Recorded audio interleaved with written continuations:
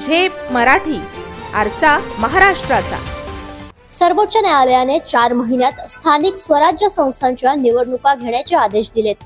यामुळे सगळेच पक्ष कामाला लागले असून जोरदार मोर्चे बांधणी सुरू झाली आहे। या अनुषंगानेच धुळ्यासह जिल्ह्यातील राजकीय समीकरणे बदलून मोठी उलथापालथ होणार आहे। विशेषतः राष्ट्रवादी काँग्रेस पक्षात मेगा भरती होणार असल्याचं दिसतंय। नुकताच माजी आमदार प्राध्यापक शरद पाटील आणि सचिन दहिते यांनी राष्ट्रवादीत प्रवेश केलाय। आता काही नवीन नावे चर्चेत आहेत। यात 2 माजी आमदारांचाही समावेश असल्याचं बोललं जातंय।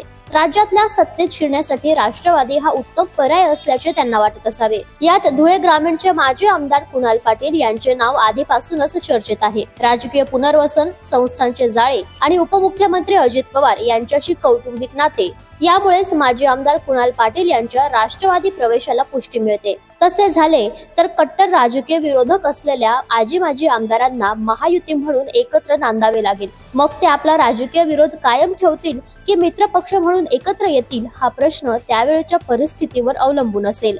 आणखी एका माजी आमदाराचं नाव राष्ट्रवादीत जाण्यासाठी चर्चेत आहे, ते म्हणजे धुळ्याचे माजी आमदार डॉक्टर फारुख शहा। आगामी महापालिका निवडणुकीच्या अनुषंगाने हा प्रवेश असल्याचं बोललं जाते।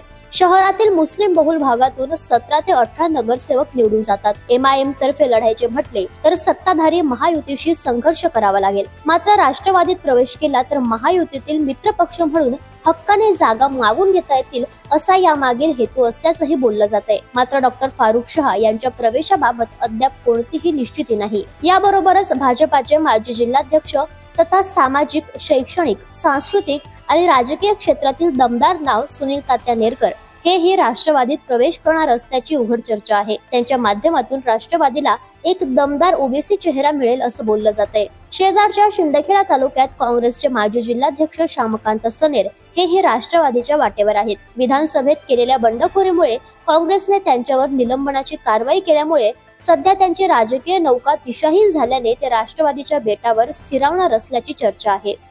आता राष्ट्रवादीच्या या मेगा भरतीत कोण कोण प्रवेश करणार याची जोरदार चर्चा होते। त्याच वेगळ्या आणि ताज्या बातम्यांसाठी पाहत रहा झेप मराठी, आरसा महाराष्ट्राचा।